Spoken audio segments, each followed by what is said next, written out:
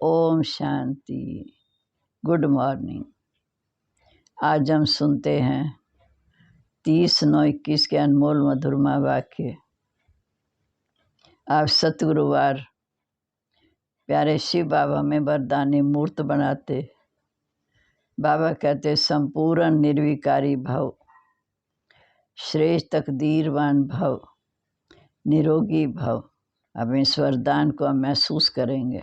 बाबा कहते मीठे बच्चे, अभी ये रावण राज्य पुरानी दुनिया ख़त्म हो, नई दुनिया आ रही है। इसलिए श्रीमत पर चल, पवित्र बनो तो श्रेष्ठ देवी देवता बनेंगे। प्रश्न है, बाप अपने बच्चों को सत्यनारायण की कथा सुनाते हैं। उस कथा का रहस्य क्या है? उसका रहस्य है बादशाही लेना और गंवाना। सतयुग में लेना, इस संगम पर लेना, सतयुग में राज्य पाना, फिर द्वापर से गंवाना, अंत गंवाना। अल्लाह को अल्लाह मिला तो गदाई छोड़ दी। जो विश्व के मालिक थे वो 84 जन्म ले रजाई गवा देते हैं, फिर बाप उन्हें रजाई देते। पति से पावन बनना, गदाई छोड़ रजाई लेना, यही है सच्ची सत्यनारायण की कथा जो बाप सुनाते हैं। बाप अपने बच्चों को सत्यनारायण की कथा सुनाते हैं। उस कथा का रहस्य क्या है? उसका रहस्य है बादशाही लेना और गंवाना। उस कथा का रहस्य, अल्लाह को अल्लाह मिला, गदाई छोड़ दी। जो विश्व के मालिक थे वही 84 जन्म ले रजाई गवा देते, फिर बाप उन्हें रजाई देते। पति से पावन बनना, गदाई छोड़ रजाई लेना, यही सच्ची सत्यनारायण की कथा जो बाप सुनाते हैं। गीत है, आखिर वो दिन आया आज जिसकी तलाश थी। ओम शांति। ओम शांति का अर्थ तो रूहानी बाप ने समझाया। ओम माना अहम आत्मा, मेरा शरीर। आत्मा तो देखने में आती नहीं, ये समझ में आता है कि मैं आत्मा हूँ, ये मेरा शरीर है। आत्मा में ही मन बुद्धि संस्कार हैं। मुख्य आत्मा, इस आत्मा को कोई देख नहीं सकता।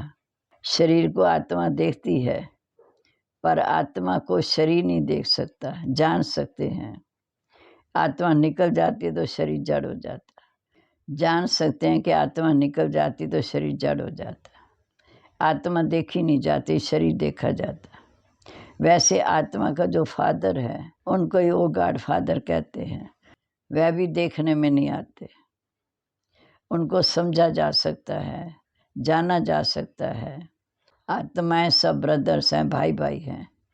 शरीर में आते तो भाई बहन बनते। आत्माओं का बाप है परमपिता परमात्मा।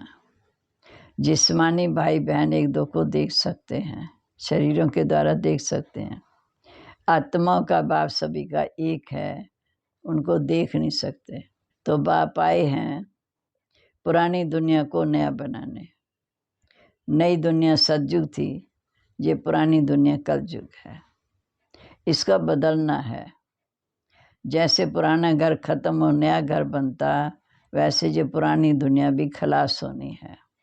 सतयुग के बाद त्रेता द्वापर कलयुग, फिर सतयुग आना ज़रूर है।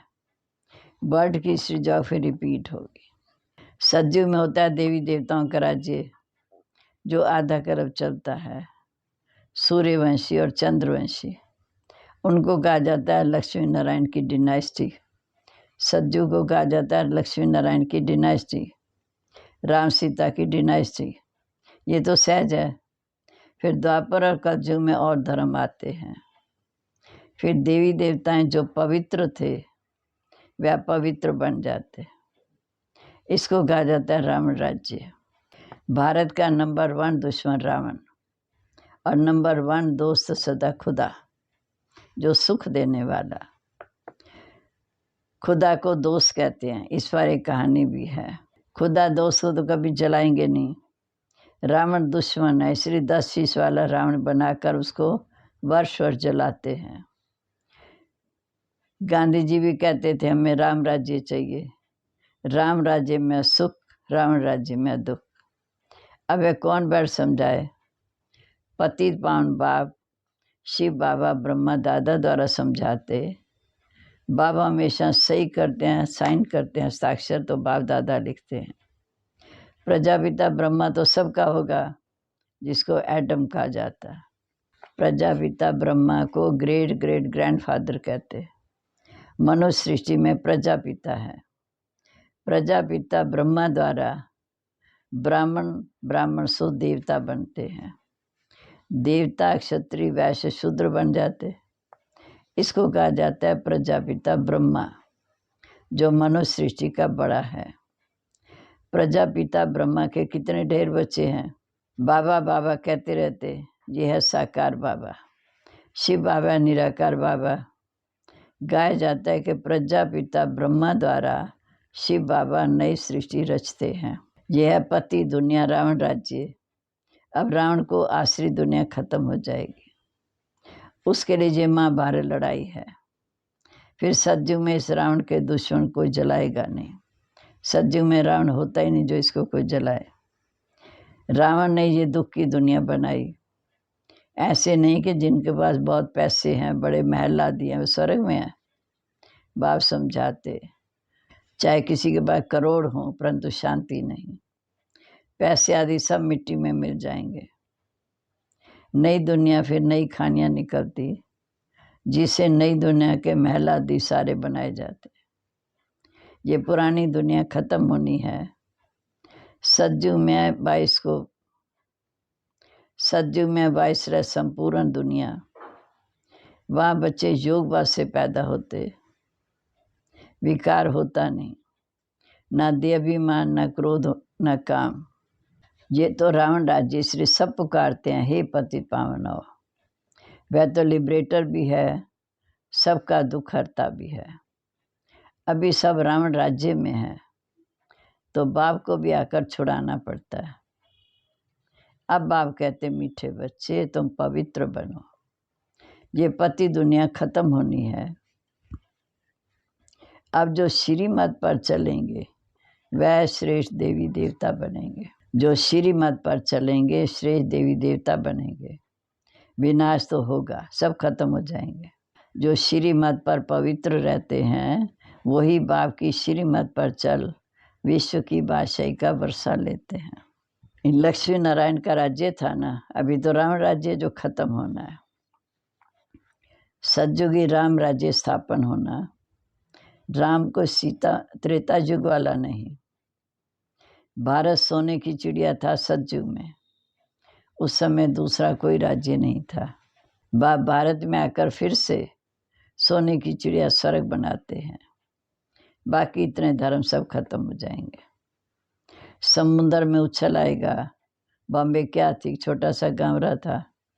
अब सतयुग की स्थापना होती, फिर बॉम्बे आदि रहेगी नहीं। सतयुग में बहुत थोड़े मनुष्य होते। कैपिटल दिल्ली होती, जहाँ लक्ष्मी नारायण का राज्य होता। दिल्ली सतयुग में परिस्थान थी। दिल्ली की गद्दी थी। राम राज्य में भी दिल्ली के कैपिटल रहती, परंतु राम राज्य में हीरे जवाहरातों के महल थे। बहुत सुख था। बाप कहते, तुमने ही विश्व का राज्य गवाया, अब मैं फिर देने आया हूँ। अब तुम मेरी श्रीमत पर चलो। तुमने विश्व का राज्य गवाया, मैं फिर देने आया, अब तुम मेरी श्रीमत पर चलो। श्रेष्ठ बनना है तो सिर्फ मुझे याद करो और किसी देहधारी को याद नहीं करो। अपने को आत्मा समझ मुझे याद करेंगे तो तमो प्रधान से सतो प्रधान बन जाएंगे।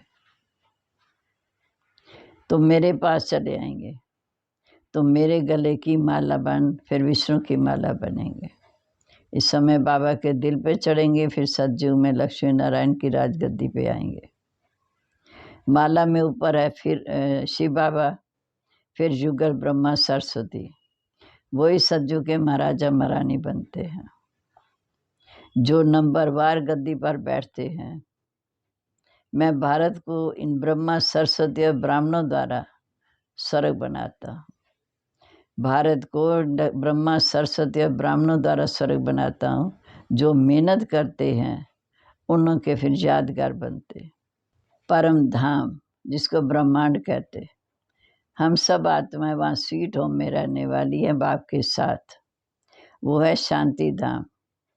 मनुष्य चाहते हैं मुक्ति धाम में जाएं, परंतु वापस को जा नहीं सकता। सबको पाठ में आना है।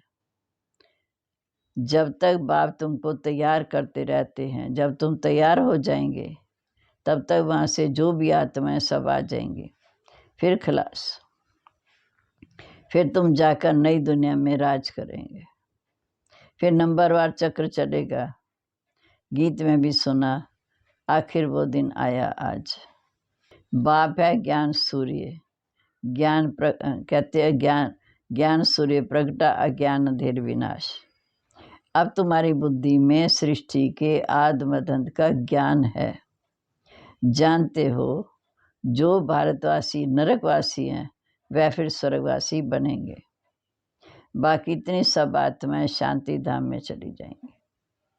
समझाना बहुत थोड़ा है। अल्लाह और अल्लाह बाबा बे बादशाही, अल्लाह द्वारा ही बादशाही मिलती है। गदाई खत्म हो जाती है। ये है सच्ची सत्यनारायण की कथा। बाबा ही नर से नारायण बनने के लिए ज्ञान सुनाते हैं। हिस्ट्री ज्योग्राफी है ना। लक्ष्मी नारायण का राज्य कब शुरू हुआ, कब तक चला, तो ये कथा हुई ना। जो विश्व पर राज्य करते थे वह 84 जन्म लेकर बिल्कुल तमो प्रधान बन गए। अब आप कहते मैं वही राज्य फिर से स्थापन करता हूँ। तुम कैसे पति से पाउंड से पतित बनते हो, ये सारी हिस्ट्री ज्योग्राफी समझाते हैं। पर पहले सूर्यवंशियों का राज्य, फिर चंद्रवंशियों का, उनके भी दूसरे भी बौद्ध इस्लामी, फिर क्रिश्चियन आए। फिर वह देवी देवता धर्म जो था वो गुम हो गया, प्रायलोप हो गया। फिर वर्ल्ड की हिस्ट्री ज्योग्राफी रिपीट होती। शास्त्रों में ब्रह्मा की आयु 100 वर्ष दिखाई। ये जो ब्रह्मा जिसमें बाप बैठ वर्षा देते हैं, इनका भी शरीर छूट जाएगा। आत्माओं को बैठ जो आत्माओं का बाप है वो सुनाते हैं। ब्रह्मा नहीं सुनाते, आत्माओं का जो बाप है वो सुनाते हैं। वही पतित पावन है। मनुष्य को पावन नहीं बना सकेंगे। जो खुद ही मुक्त नहीं हो सकते तो औरों को कैसे करेंगे। ये तो सब भक्ति सिखलाने वाले अनेक गुरु हैं। अब बाप आकर समझदार बनाते हैं। लक्ष्मी नारायण कितने समझदार विश्व के मालिक थे, अब कितने कंगाल बन गए। फिर शिव बाबा आकर नरकवासी से स्वर्गवासी बनाते। बाप कितनी अच्छी तरह हर बात समझाते। जहाँ तकदीर जग जाए, बाप आते हैं मनुष्य मात्र की तकदीर जगाने। इस समय सब पति दुखी हैं, सब तरह तरह कर विनाश हो जाएंगे। इसलिए बाबा कहते मीठे बच्चे, तरह तरह के पहले बेहद के बाप से वर्षा ले लो। विनाश से पहले बेहद के बाप से वर्षा ले लो। ये जो कुछ दुनिया में देखते हो सब खत्म हो जाना है। Fall of Bharat, rise of Bharat, ये भारत का ही खेल है। राइज होगा सतयुग में, अब कलयुग में फॉल है। ये सब रावण राज्य का पंप है, ये विनाश होना है। Fall of world, rise of world. अब नई दुनिया बन रही है, पुरानी दुनिया खत्म हो जाएगी।